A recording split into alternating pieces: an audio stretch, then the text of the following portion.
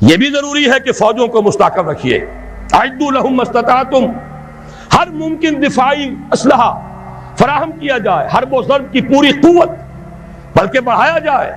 اور سلسلے میں ڈنکے کی چوٹ کہہ رہا ہوں، ہمیں اپنے تحفظ کے لیے ہر ممکن صورت، یہ اللہ کا حکم ہے، اعدوا لهم ما استطعتم من رباط الخیل، جو بھی سامان ہے وہ بھی فراہم کرو، اور گھوڑے بھی تیار رکھو. ترہبون بہ عدوکم وعدو اللہ، تاکہ تم ڈرا سکو، ہیبت طاری کر سکو اپنے دشمنوں پر بھی، اللہ کے دشمنوں پر بھی. یہ سارے کام ہمیں کرنے ہیں. اس کے ساتھ ہی دوستوں سے معاہدے کیجئے. چین کے ساتھ معاہدہ سب سے اہم ہے، اس لیے کہ ایک ہی ایٹمی طاقت ہے جو اس وقت امریکہ اور یہودیوں کے تسلط سے باہر.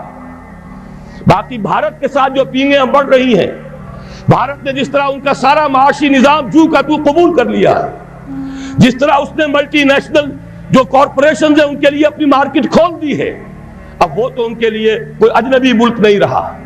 اس کی وہ غیر جانبداری ختم ہوئی، لہذا اس کا نتیجہ وہی ہے. ہنس کے وہ بولی کہ پھر مجھ کو بھی راضی سمجھو.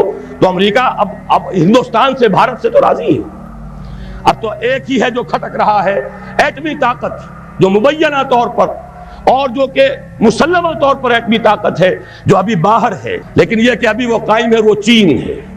اس کے ساتھ ہمارا یہ در حقیقت زمینی رابطہ توڑنے کے لیے بین الاقوامی سازش ہے کہ کشمیر کو آزاد کر دیا جائے، اور اس کے ساتھ شمالی علاقے بھی شامل کیے جائیں، گلگت بھی اور ہنزا بھی، تاکہ چین کے ساتھ پاکستان کا زمینی تعلق منقطع ہو جائے. یہ تیری بربادیوں کے مشورے ہیں آسمانوں میں، ہمیں ان چیزوں کا شعور چاہیے.